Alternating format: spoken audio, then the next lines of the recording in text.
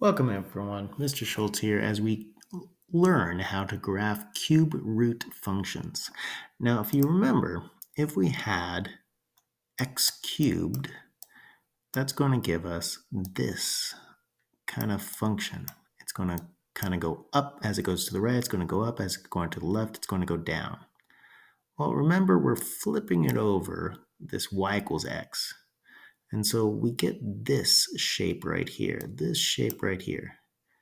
But the funny thing is, as opposed to x squared, instead of having both sides and having to be like, hey, we're not going to use the second side right here, when we find the inverse of it, this cube root, we don't actually have to limit the domain.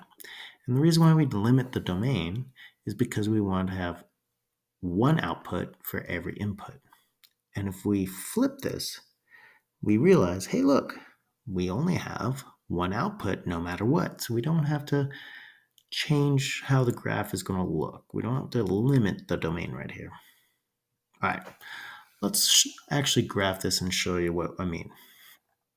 So I'm going to be graphing the function of the cube root of x. So right now, I don't want to actually go one way. Like, I know that if I graph the function, like it will x cubed, I think it will look like this and it'll get really, really big and it'll look like that. But I don't want that right now. So I want the cube root.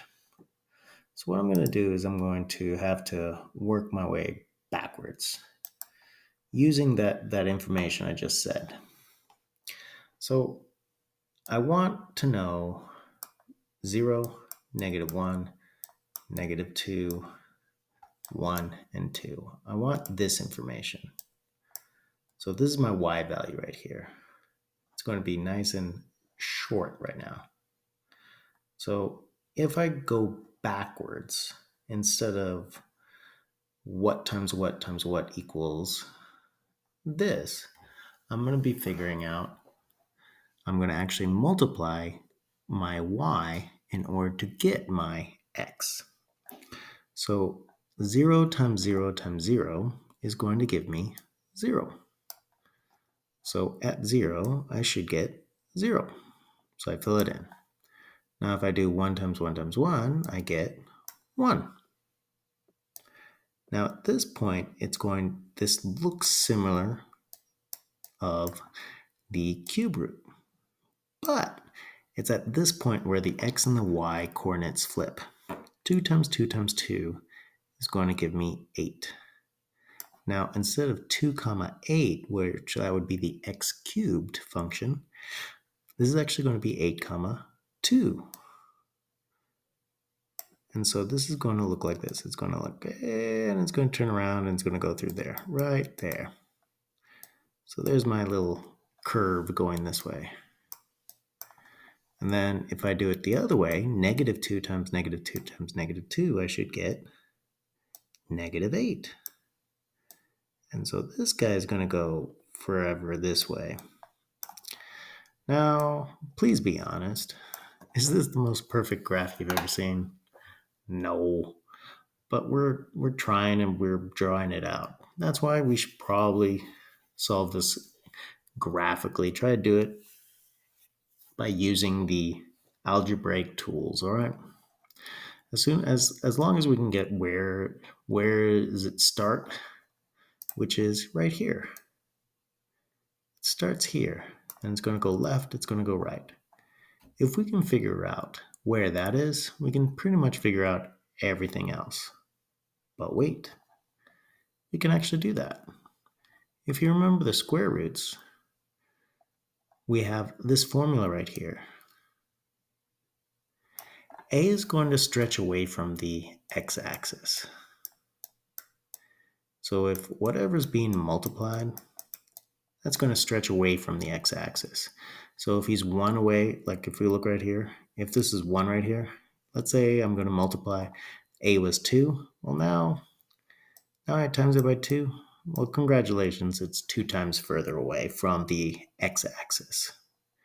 This h is going to slide it left or right. remember in the square root, it was kind of like the opposite of what you thought it was. So if it's negative, it's going to go right. Well, if it's minus, it's going right. If it's positive, it's going to left. Now this plus k is going to make it go up or down. So if it's positive, it's going up. If it's negative, it's going down. All right, guys. So I want you to try the next ones. These ones right here. But let's try it out for you right now. So there's no stretching right here.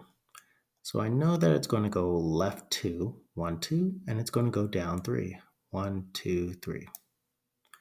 So if we remember, it goes 1, 1. So that means it's going to go up 1 right there. It's going to go down 1 from here, down, down. But then the next part, so it goes from 0, 0, 0 to 1, 1. The next one's going to go from 8, 2. So it's going to go up 1 and then to the right 7. So up 1 to the right 1, 2, 3, 4, 5, 6, 7. There we go. And so this will look like this. And this will go this way, like that. So once again, this part right here, you're going to see, hey, there's a pattern. Unless, of course, we have an A. If we have an A, then it's not going to look like that. So basically the pattern is, hey, look, it's going to go up 1 to the right 1. It's going to go up 1 to the right 7. Unless our A does something. And then it changes it. Otherwise, we're going to have to plug and chug and figure out what our inputs and our outputs will be. And you might need to do it until you find numbers that work for you, or actually work for the graph. All right, guys, thank you, and I'll catch you in class.